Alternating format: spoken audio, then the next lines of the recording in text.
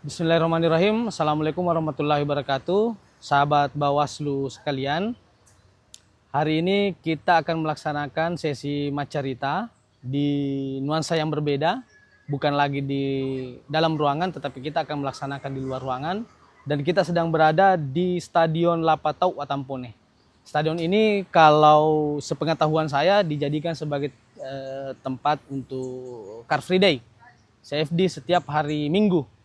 Tapi karena kita ini sedang melaksanakan kegiatannya pada hari kerja, sehingga tidak terlalu banyak orang yang di belakang kita. Tetapi kita pastikan bahwa kita sedang berada di Stadion Lapatau untuk membahas satu tema yang sangat menarik, yang hangat dibicarakan, bahkan kalau kita bisa sebut panas dibicarakan di media sosial, isunya isu nasional, tetapi berkaitan dengan penyelenggara pemilu, berkaitan dengan informasi penyelenggara pemilu, pelaksanaan pemilu dan demokrasi di Indonesia. Putusan Mahkamah Konstitusi 135 PUU 22 tahun 2024. Itu yang akan kita bahas bersama dengan salah satu tokoh pegiat pemilu di Kabupaten Bone yang memiliki kompetensi dan kapasitas untuk mendiskusikan soal ini. Bagaimana kelanjutannya, silahkan disaksikan. Isu yang sangat hangat dibicarakan di media sosial ini, tapi lebih isunya isu nasional sebenarnya, betul. Tetapi di daerah sudah banyak didiskusikan. Berkaitan dengan putusan Mahkamah Konstitusi. Putusan 135 ini permohonannya diajukan oleh teman-teman NGO, sama seperti Kakanda Rusli ini. Putusan MK 135 ini itu menjadi satu bab dalam proses pematangan berdemokrasi kita. Ini kan proses berdemokrasi kita masih panjang, butuh pematangan-pematangan untuk menuju demokrasi yang ideal. Kewenangan MK sebenarnya kan dia guardian Constitution. Dia penjaga konstitusi. Nah, di sisi yang lain kemudian beberapa teman-teman yang kontra terhadap putusan MK ini menganggap bahwa putusan MK kali ini itu seperti di MK ini jadi destroyer konstitusi, penghancur konstitusi. Efeknya adalah ada yang mengatakan bahwa bakalan akan terjadi konstitusional backlog. Nah, pas keputusan itu keluar, langsung didiskusikan teman-teman. Ada implikasinya adalah ada yang pro, ada kontra. Ada polarisasi di tengah-tengah masyarakat. Kalau misalnya putusan MK ini dijalankan oleh DPR dan pemerintah, itu kan pasti berimplikasi pada yang bisa menjadi calon kepala daerah itu adalah harus betul-betul kader parpol. Berarti kaderisasi. Meskipun dengan anggota legislatif. Mau bagaimanapun desain pemilunya, mau dipisahkan antara pemilu nasional dengan pemilu lokal, saya meyakini bahwa tetap politik itu akan menjadi momen.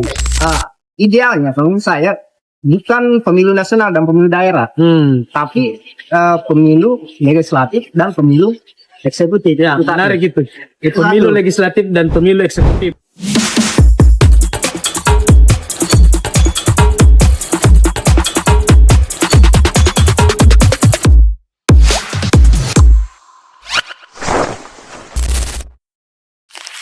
Bismillahirrahmanirrahim. Assalamualaikum warahmatullahi wabarakatuh. Sahabat Bawaslu sekalian, hari ini sesi macarita Bawaslu Kabupaten Bone akan berdiskusi dengan narasumber, tepatnya di depan atau di lingkungan Stadion Lapatau Matanatika Watampone. Kebetulan karena stadion ini berhadapan dengan anggota DPR dan berhadapan dengan kantor DPRD Kabupaten Bone, dan pembahasan kita akan berkaitan dengan DPRD di tingkat daerah. Kemudian harus saya tegaskan sedikit hal bahwa Lapatau Matanatika ini adalah salah satu contoh yang memberikan atau yang menjadi pelopor penggerak demokrasi di Tanah Bugis, bukan hanya di Kabupaten Bone tapi beberapa tanah Bugis di Sulawesi Selatan. Yang akan kita bahas tidak lain adalah isu yang lagi viral, hangat didiskusikan. Kalau kita sebut bahasanya mungkin saya bisa sebut masih panas didiskusikan di media sosial, debatable, dan sangat menjadi isu nasional. Kemudian didiskusikan di seluruh komponen lapisan masyarakat yang peduli terhadap laju demokrasi di Indonesia pada umumnya. Dan yang kita hadirkan sebagai narasumber pada pagi hari ini adalah sosok yang punya kapasitas menurut saya dan menurut kami punya pengetahuan yang memadai terkait dengan perkembangan demokrasi di tingkat lokal. Saudara atau kita sebut sebagai Kakanda Rusli Kaseng. Ya, siap. Kakanda Rusli Kaseng ini beliau adalah salah satu Dewan Pembina DPD Forum Demokrasi Milenial.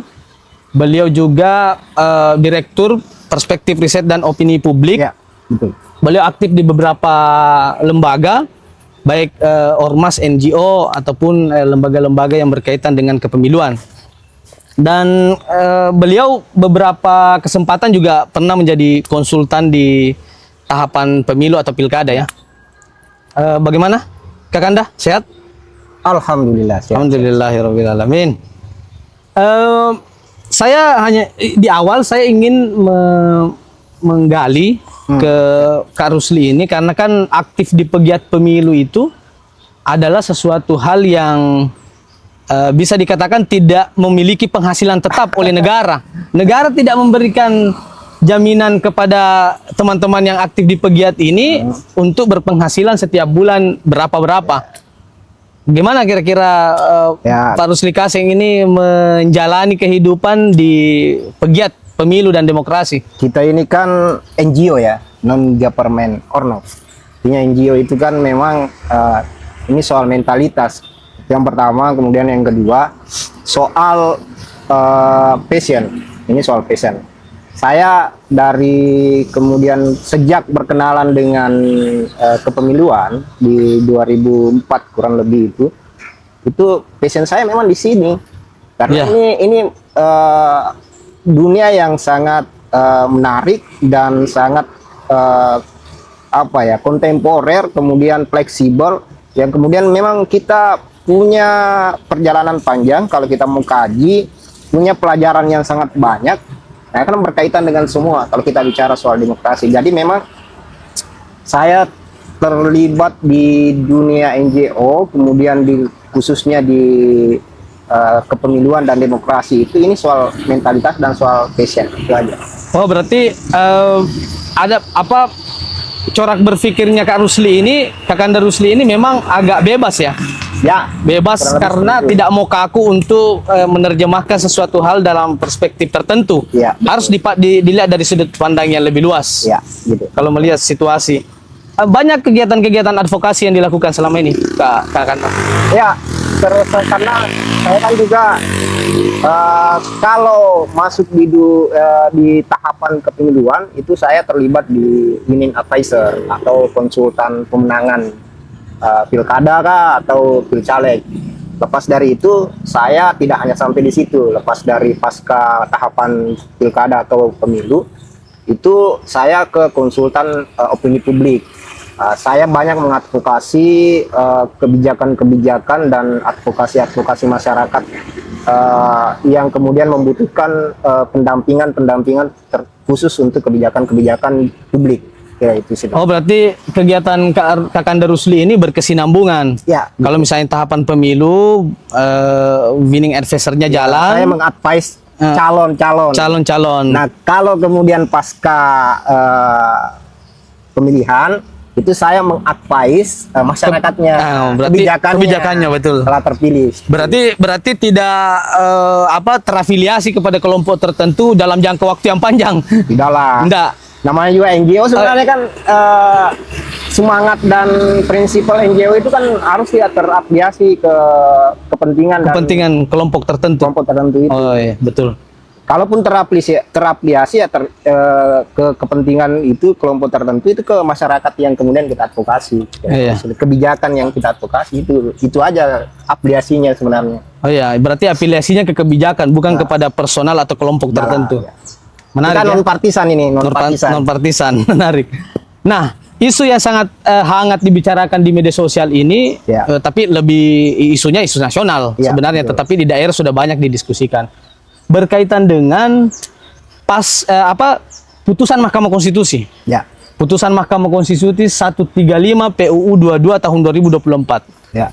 Saya underline dulu tahun 2024 karena memang kalau tidak salah seingat saya September 2024 diajukan permohonannya tetapi putusannya baru dikeluarkan pada tanggal 26 Juni 2025. Panjang juga. Kurang lebih 3 minggu yang lalu. Panjang juga ya. 1 tahun kalau satu tahunnya melebihi dari 2024 2025. Nah, kalau kita bicara putusan MK 135 ini kan sudah debatable seperti yang kita bilang tadi, ada pro dan ada kontra. Ini putusan 135 ini permohonannya diajukan oleh teman-teman NGO sama seperti Kakanda Rusli ini, NGO, lembaga swadaya masyarakat, yayasan perkumpulan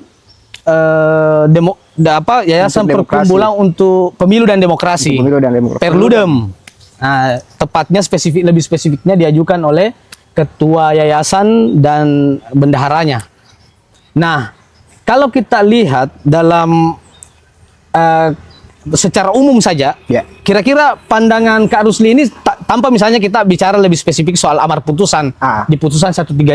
Saya mau mendengarkan dulu kira-kira secara general teman-teman pegiat melihat ini dalam kacamata demokrasi, perkembangan demokrasi dan pelaksanaan pemilu di tingkat lokal, apa yang mesti direspon? Pertama kan Kakak Pipin seperti ini, putusan MK 135 ini itu menjadi satu bab dalam proses pematangan berdemokrasi kita. Ini kan proses berdemokrasi kita masih panjang, butuh pematangan-pematangan untuk menuju demokrasi yang ideal, yang sesungguhnya.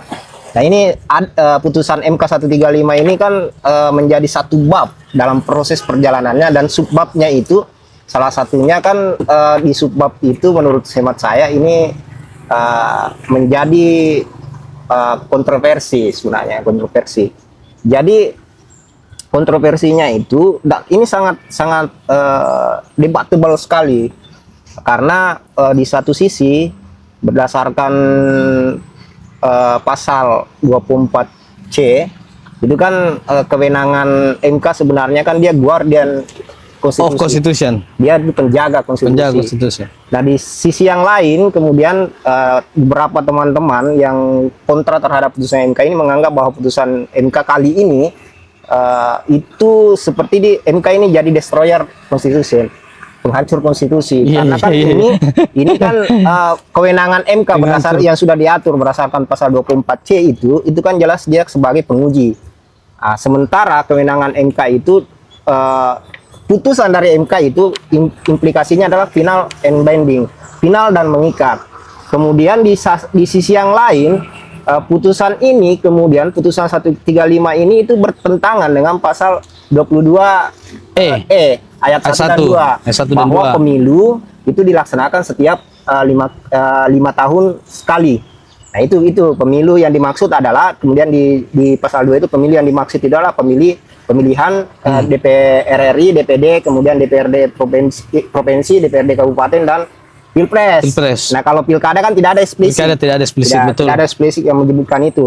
Nah antara dua keputusan ini kan terjadi dispora, terjadi pembelahan opini. Nah, efeknya adalah ada yang mengatakan bahwa bakalan akan terjadi konstitusional deadlock. Nah itu kan karena kan mestinya kan MK itu sebagai negatif legislator. Terus kenapa dalam aktivisme legislator dia menjadi aktivisme legislator atau positifan legislator?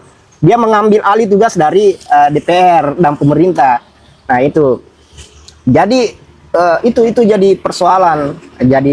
Tapi kalau menurut hemat saya, inilah hemat saya, apa yang dilakukan oleh teman-teman Perludem ini menjadi satu bab dan satu subbab dalam proses pematangan demokrasi kita untuk kemudian melakukan perbaikan terhadap desain pemilu yang ideal ke depan di negara kita. Berarti kita bisa melihat secara umum bahwa ini akan menjadi salah satu bab di dalam penguatan pesta demokrasi di Indonesia, atau secara umum di Indonesia dan secara khususnya di tingkat lokal. Ada yang menarik tadi berkaitan dengan Mahkamah Konstitusi sebagai bentuk informasi, karena memang di pasal 24C ayat 1 Undang-Undang Dasar 1945 itu memberikan penegasan bahwa Mahkamah Konstitusi mempunyai kewenangan untuk menguji undang-undang terhadap undang-undang dasar. Jadi memang secara kewenangan Mahkamah Konstitusi punya kewenangan untuk menguji pasal 167, kemudian pasal 347 Undang-Undang Pemilu dan pasal 3 ayat 1 Undang-Undang Pilkada terkait dengan keserentakan pemilu. Memang MK punya kewenangan itu. Dan kalau bicara tentang teman-teman Perludem, NGO punya juga hak konstitusional untuk mengajukan permohonan atau bahasa hukumnya mungkin kita kenal dengan istilah legal standing pemohon, memenuhi legal standingnya. Itu MK juga menyatakan demikian. Tapi pada intinya saya mau underline terkait dengan pernyataan bagaimana sudut pandang secara general putusan MK ini, bahwa putusan MK ini memberikan satu bab tertentu terhadap perjalanan demokrasi di Indonesia dan menjadi bisa menguatkan demokrasi, keberlanjutan demokrasi di Indonesia. Nah, Kakanda Rusli, kemudian saya lebih spesifik masuk kepada soal amar putusan Mahkamah Konstitusi. Kalau soal pertimbangan hukum kan kita bisa kaji dan dalami secara perspektif hukum. Tetapi kalau perspektif pegiat, kita akan melihat dalam konteks amar putusannya, karena amar putusannya ini yang menentukan apakah dimuat di dalam ketentuan peraturan perundang-undangan atau tidak. Itu kita lihat nanti. Nah, yang pertama di amar putusan itu berkaitan dengan keserentakan. Keserentakan ini dibuat desainnya oleh Mahkamah Konstitusi itu dalam dua hal. Kendati pun misalnya Perludem mengatakan bahwa ada istilah pemilu nasional, ada pun istilah pemilu daerah. Tetapi di amar putusan MK tidak menyebut itu. Mahkamah Konstitusi hanya menyebut istilah keserentakan itu dalam hal pemilihan DPR, DPD, DPR ini maksud saya ya. Kemudian DPD dan Presiden dan Wakil Presiden untuk pemilu nasional, pemilu 2029 lah. Kemudian DPRD tingkat kabupaten, kota, dan provinsi diikutkan pada masa tahapan pilkada. Nah, kendati pun demikian, ada istilah pemisahan pemilu nasional dan pemilu lokal. Kira-kira teman-teman NGO ini, apa kira-kira pengaruh putusan Mahkamah Konstitusi ini pasca diputuskan? Itu sampai yang balik MK ini itu harus diletakkan pada posisi yang proporsional, ideal dan konstitusional. Tidak mungkin putusan MK itu bisa, ini kan bertentangan dengan undang-undang dasar. Kita jelaskan. Jadi kalau kita taat asas, tidak akan terjadi itu. Jadi harus kembali cuman DPR harus melakukan verifikasi ulang terhadap undang-undang pemilu kita dengan memperhatikan, karena kan amar putusan 135 ini ada beberapa yang positif kalau menurut saya. Ada yang beberapa yang positif, walaupun secara norma itu bertentangan dengan konstitusi. Kalau itu diskusinya Dari sisi mananya itu menarik itu. Yang disebut istilah positif dari itu keputusan itu. Soal pemisahan keserentakan ini, pemisahan. Kalau saya idealnya, kalau saya bukan pemilu nasional dan pemilu daerah, tapi pemilu legislatif dan pemilu eksekutif. Ya, menarik gitu. Pemilu legislatif dan pemilu eksekutif. Bukan kalau pemilu dari nasional, kacamata bukan pemilu daerah, tapi pemilu legislatif dan pemilu legislatif dan pemilu eksekutif. Jadi itu. Kemudian yang kedua, yang positif itu soal pengaturan ulang pengaturan ulang soal rekrutmen dan tahapan rekrutmen penyelenggara pemilu. Kalau sebentar itu 2024 kita akan ini kan bicara soal itu sebentar. Soal keserentakan. Tenang, Pak Kakanda. Kakanda ini memang kalau sudah diskusi waktu tidak kadang-kadang tidak mengenal waktu kalau diskusi Pak Ketua ini ke Kakanda kita.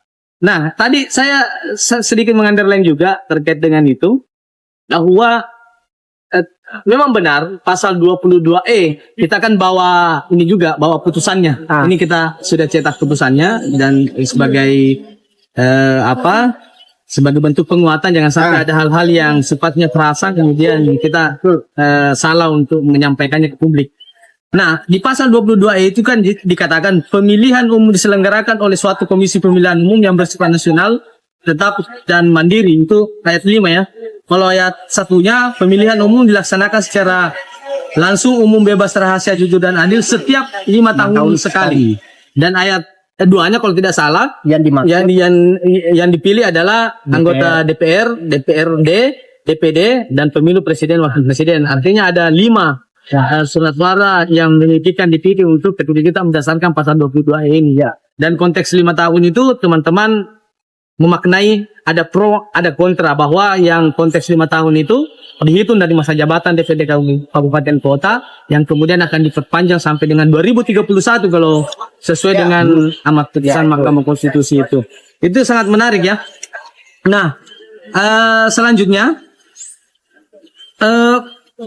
kira-kira karena itu kan tadi bicara soal pas keputusan itu keluar langsung didiskusikan teman-teman, ada implikasinya adalah ada yang pro ada kontra, Ada polarisasi di tengah-tengah masyarakat Ada pas polarisasi, keputusan Mahkamah Konstitusi. Polarisasi yang saya maksud adalah polarisasi perspektif pandangan. Polarisasi perspektif. Ya. Jadi bukan soal gap yang terjadi sampai ada gesekan-gesekan di tengah masyarakat, tidak. Tetapi polarisasi yang dimaksud adalah ada polarisasi pikiran antara orang yang sepakat dengan putusan Mahkamah Konstitusi itu untuk dituangkan ke dalam ketentuan peraturan perundang-undangan dan teman-teman yang kontra dengan putusan Mahkamah Konstitusi itu dalam beberapa hal. Oke.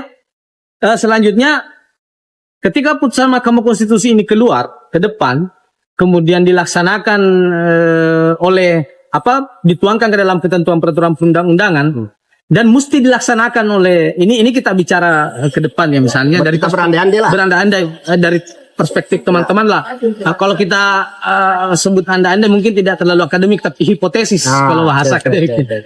Kalau kita misalnya Bawaslu, bukan Bawaslu sorry ya, DPRD tingkat daerah, provinsi dan kabupaten kota, kira-kira implikasinya gimana putusan Mahkamah Konstitusi ini ketika dimuat dalam ketentuan peraturan perundang-undangan? Pasti mereka senang lah. Senang. Karena masa jabatannya kan ditambah.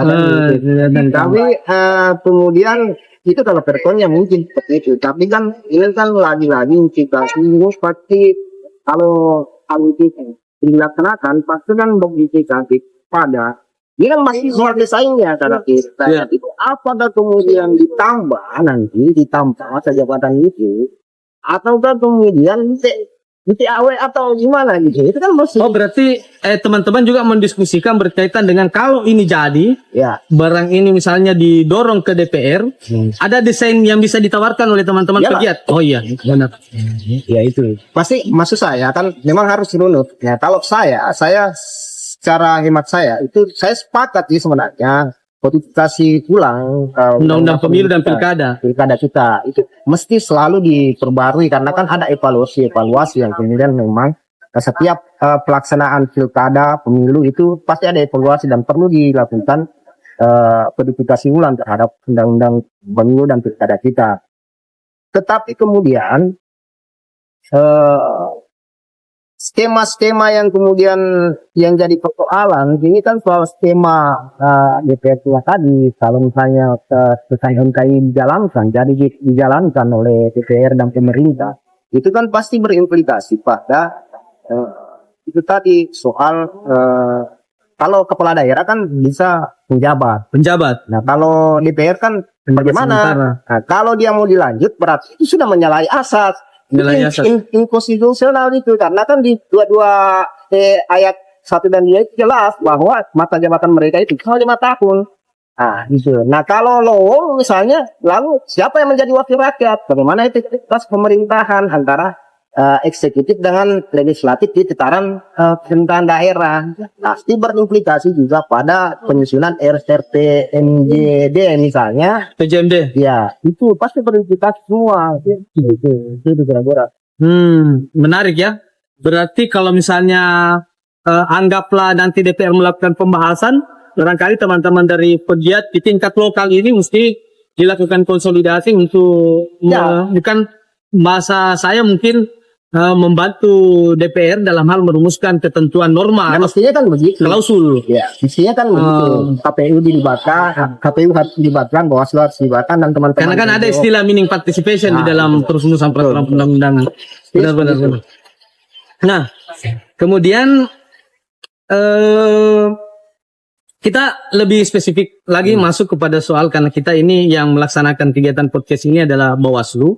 Kita mau dengar dari Ganda Rusli Kaseng ini berkaitan dengan kira-kira dampak putusan Mahkamah Konstitusi ini terhadap kinerja penyelenggara pemilu, bagaimana responnya teman-teman? Ya, maksud saya soal pertanyaan itu, selama ini kan dalam sejarahnya KPU dan Bawaslu itu kan apapun kodifikasi undang-undang pemilu kan sudah dijalankan. Iya. Gitu. Makanya kalau di amar putusan 135 ini itu katanya ke penyelenggara itu ada dampak positif sebenarnya. Nah, termasuk misalnya soal rekrutmen penyelenggara. Nah, di 2024 ini kan salah satu evaluasi saya ya secara pribadi itu adalah soal rekrutmen penyelenggara. Kita masih menyaksikan di 2024 ini rekrutmen penyelenggara ada satu daerah itu sudah hampir pilkada. Itu baru 2 hari ya pengunjung pilkada, kita tahu di daerah mana ya. 2 hari sebelum pilkada Rekrutan penyelenggaranya entah itu KPU-nya atau Bawaslu-nya. Nah, ini kan menjadi evaluasi. Nah, di amar putusan 135 ini kan salah satu yang diusulkan oleh teman-teman Perludem itu adalah keserentakan perekrutan penyelenggara. Bukan hanya penyelenggara Pemilunya. tapi penyelenggaraan pemilunya, tapi penyelenggara pemilu itu diserentakkan juga perekrutannya selesai 2027. Minimal 1 bulan selesai secara nasional, tingkat nasional, 1 bulan setelah itu tingkat provinsi, 1 bulan setelah itu tingkat kabupaten, setelah itu masuk lagi ke PPK Panwascam dan lain sebagainya. 1 bulannya baru masuk tahapan. Nah, ini kan tidak mengganggu kira. Itu hal positif, berarti sepakat di situ. Berarti teman-teman memungkinkan untuk mengusulkan satu risalah kepada Dewan Perwakilan Rakyat yang menyusun ketentuan peraturan perundang-undangan tentang pemilu ini, baik dikodifikasi ataupun di omnibus law kan, terkait dengan rekrutmen penyelenggara pemilu masih bisa diatur ulang. Ya, itu mungkin harapannya. Dan harapan kita sebenarnya kan berdasarkan evaluasi 2024 itu, jangan lagi rekrutmen penyelenggara pemilu itu berbarengan dengan tahapan. Kan rancu pada akhirnya kan. Nah, ini kan soal efektivitas kinerja mereka, kemudian soal misalnya beban kerja mereka, itu kan di situ. Itu kata. Ya, menarik ya. Itu satu poin terkait dengan keserentakan. Kemudian poin kedua, kan di amar putusan Mahkamah Konstitusi itu mengurai juga terkait dengan jadwal. Ya. Jadi pelaksanaan pemilu, kita sebutlah pemilu nasional dengan pemilu daerah itu dilakukan 2 tahun minimal, 2,6 tahun maksimal. Jadi kalau dilaksanakan di 2029, nanti kemudian akan dilaksanakan pemilu nasionalnya 2029. Ya, pemilu lokalnya atau pemilu daerahnya di 2031. Nah, itu minimalnya. Jadi ketika misalnya kita lihat konteks itu, kira-kira kan ada perspektif penyelenggaranya memungkinkan ada tawaran bahwa penyelenggaranya harus direkrut sebelum tahapan itu masuk, berarti sebelum tahapan 2029 masuk, penyelenggaranya sudah selesai. Begitu tawarannya teman-teman berarti ya. Nah, kalau misalnya teman-teman pegiat ini membandingkan antara aktivitas penyelenggaraan pemilu di tingkat lokal di tahapan 2024 kemarin dengan persiapan untuk ke depan yang memisahkan, kemarin kan disatukan tahunnya, ada irisan tahapan yang sama. Kemudian di tahun 2031, 2029 dan 31 itu beda lagi tahapannya. Artinya ada jeda waktu. Kira-kira dari perspektif efektif penyelenggaraannya itu lebih efektif 2024 kah? Atau lebih efektif di 2029 ke 2031 menurut teman-teman pegiat? Kalau saya sebenarnya bukan pada persoalan yang mana efektif. Kalau saya hipotesa saya itu sama-sama efektif sih. Sama-sama efektif. Karena kan yang penyelenggara ini kan direkrut itu adalah penyelenggara yang siap mental, kemudian profesional, ada semua ya begitu. Jadi soal efektivitas betulnya apakah di 2024 dan kalau kemudian dilaksanakan apakah nanti antara 2029 dan 2031, ini kan soal manajemen internal Bawaslu dengan KPU betul. Jadi yang mana efektif, yang sama-sama efektif kalau menurut saya. Karena penyelenggara pemilu ya orang-orang yang punya mentalitas yang luar Punya biasa mentalitas dibandingkan yang kuat. dengan Benar-benar. Berarti apapun resiko desain penyelenggaraan pemilunya, penyelenggara pemilu baik Bawaslu atau KPU tetap harus siap. Ya. Bagaimanapun resiko apapun yang dan pasti dihadapi. ini sudah dipikirkan juga Oh, oleh betul. KPU RI, Bawaslu RI nanti ketika kemudian melakukan kodifikasi. Pasti kan Iya, mereka dilibatkan. pasti dilibatkan. Ya, dan pasti Bawaslu mereka dan KPU. menjadi pertimbangan ini. Jadi bukan soal efektifnya yang mana, tapi kalau menurut saya sama-sama efektif tuh. Dan penyelenggara di tingkat nasional maupun sampai di tingkat bawah di lokal itu pasti siap dengan segala konsekuensi dan kodifikasi soal pengaturan jadwal itu. Berarti pada intinya Tapi kan begini, kalau 2024 ini kan kami dianggap bahwa nyaman hanya selesai tahapan. Orang kan menganggap begitu kalau penyelenggara. Padahal kan tidak. Kalau saya penyelenggaraan pemilu ini kan KPU dengan Bawaslu masih disibukkan dengan agenda-agenda yang lain. Misalnya di KPU itu apa? Pemutakhiran data pemilih berkelanjutan. DPP. Ya, masih berlanjut lah. Dan itu bukan pekerjaan yang mudah. Iya, betul. Ya, Bawaslu juga kan mengawasi di situ. Ini itu pengawasan Bawaslu, kerja KPU bukan hanya pada saat pada saat tahapan itu, pasca tahapan juga kan. Nah, kalaupun di 2029 dan jeda di 2031 kan tetap dilaksanakan. Benar. Gitu, Berarti yang mana? betul. Berarti tetap sesuai dengan yang disampaikan oleh pegiat ini karena beliau juga terlibat di beberapa konteks pelaksanaan di tahapan kemarin, terlibat jadi pemantau pemilu dan terlibat untuk memberikan advokasi pendidikan politik kepada masyarakat. Nah, menarik bahwa Bawaslu dan KPU tidak dapat dipandang melaksanakan kegiatan itu hanya pada tahapan pemilu. Pasca tahapan pemilu tetap melakukan konsolidasi, termasuk bicara soal data pemilih. Data pemilih kan ini adalah hal yang paling krusial di dalam penyelenggaraan pemilu. Untuk memasukkan orang sebagai pemilih dan atau mengeluarkan orang yang tidak memenuhi syarat sebagai pemilih itu kan menjadi pertaruhan kemanusiaan karena sudah bicara soal hak konstitusional warga negara. Nah, itu. Kemudian yang kedua saya ingin mengatakan juga bahwa Bawaslu dan KPU penyelenggara pemilu ataupun misalnya DKPP ini kita libatkan karena penyelenggara pemilu itu ada tiga. Dalam kondisi apapun, desain penyelenggaraan pemilu apapun bentuknya, mau nasional daerah, mau legislatif eksekutif, mau penyelenggaranya disatukan dalam 1 tahun, tahapannya beririsan atau tidak beririsan, penyelenggara pemilu harus siap untuk menghadapi tahapan untuk memajukan dan mematangkan demokrasi di Indonesia. Karena kan penyelenggara pemilu itu kan sebelum tahapan, pasca tahapan. Tidak ada jedanya kalau saya. Tidak ada liburnya. Iya, betul. Dengan institusi yang lain. Iya. Seperti itu kan. Iya. Siap, Pak Kakanda.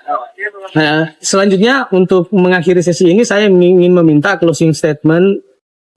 Kira-kira kan tadi sudah disampaikan juga tawaran idealnya mungkin legislatif eksekutif. Tetapi apakah ada sesuatu hal yang bisa kita jadikan sebagai penutup untuk mengakhiri diskusi kita pada pagi hari ini?